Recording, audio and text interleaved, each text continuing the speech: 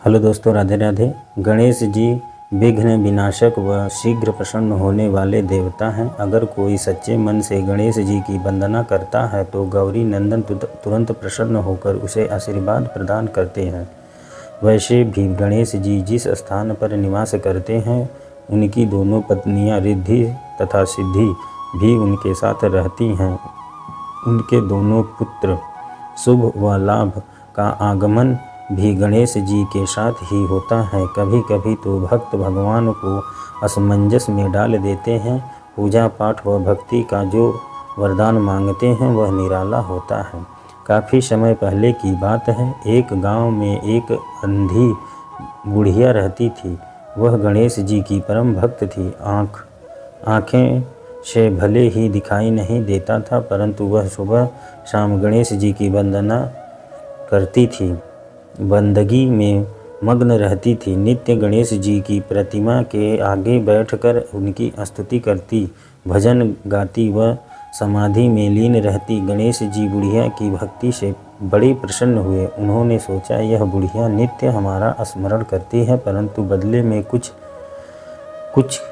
नहीं मांगती। भक्ति का फल तो उसे मिलना ही चाहिए। ऐसा सोचकर गणेश जी एक दिन बुढ़िया के सम्मुख प्रकट हुए तथा बोले, माई, तुम हमारी सच्ची भक्त हो। जिस श्रद्धा व विश्वास से हमारा स्मरण करती हो हम उससे प्रसन्न हैं। अतः तुम जो वरदान चाहो मांग सकती हो। बुढ़िया बोले, प्रभु, मैं तो आपकी भक्ति प्रेम भाव से करती हूँ, मांगने का तो मैंने कभी सोचा ही नहीं, अतः मुझे कुछ नहीं चाहिए। गणेश जी पुनः बोले, हम वरदान देने के लिए आए हैं। बुढ़िया बोलो, हे सर्वोच्च, मुझे मांगना तो नहीं आता। अगर आप कहें तो मैं कल मांग लूँगी, तब तक मैं अपने बेटे व बहू से भी सलाह मशवरा कर लूँगी। गणेश जी कल आने का वादा करके वापस लौट गए। बुढ़िया का एक पुत्र व बहू थे।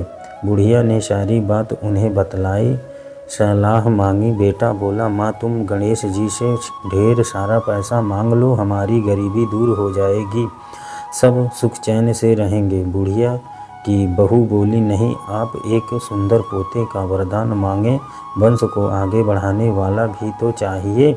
बुढ़िया बेटे और बहू की बातें सुनकर असमंजस में पड़ गई।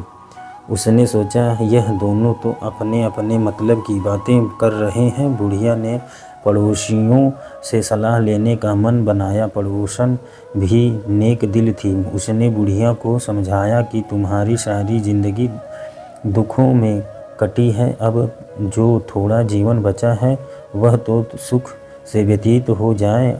धन अथवा पोते का तुम क्या करोगी? अगर तुम्हारी आँख ही नहीं है तो यह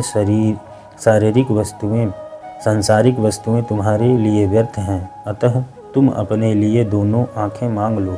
बुढ़िया घर लौट आई। बुढ़िया और भी सोच में पड़ गई। उसने सोचा, कुछ ऐसा मांग लूँ जिससे मेरा बहू व बेटा सबका भला हो।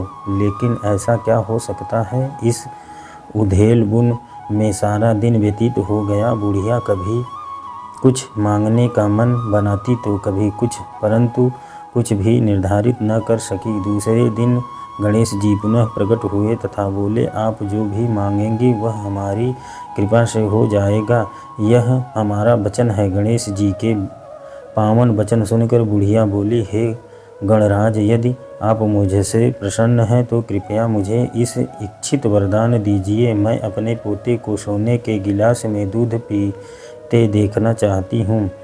बुढ़िया की बात सुनकर गणेश जी उसकी सादगी व सरलता पर मुस्कुरा दिए। बोले, तुमने तो मुझे ठग ही लिया है। मैंने तुम्हें एक वरदान मांगने के लिए बोला था, परंतु तुमने तो एक वरदान में ही सब कुछ मांग लिया। तुमने अपने लिए लंबी उम्र तथा दोनों आँखें मांग ली हैं। बेटे के लिए धन व बहू के लिए पोता भी मांग लिया। पोता होगा, ढेर सारा पैसा होगा, तभी तो वह सोने के गिलास में दूध पिएगा। पोते को देखने के लिए तुम जिंदा रहोगी, तभी तो देख पाओगी। अब देखने के लिए 2 आँख भी देनी ही पड़ेंगी। फिर भी वह बोले, जो तुमने मांगा वे सब सत्य होगा। यूं कहकर गणेश जी अंतर्ध्यान हो गए। कुछ समय पाकर गणेश जी की कृपा बुढ़िया के घर पोता हुआ बेटे का कारोबार चल निकला। तब बुढ़िया की आंखें की रोशनी वापस लौट आई। बुढ़िया अपने परिवार सहित सुखपूर्वक जीवन व्यतीत करने लगी। कथा यहाँ समाप्त होती है। हर हर महादेव।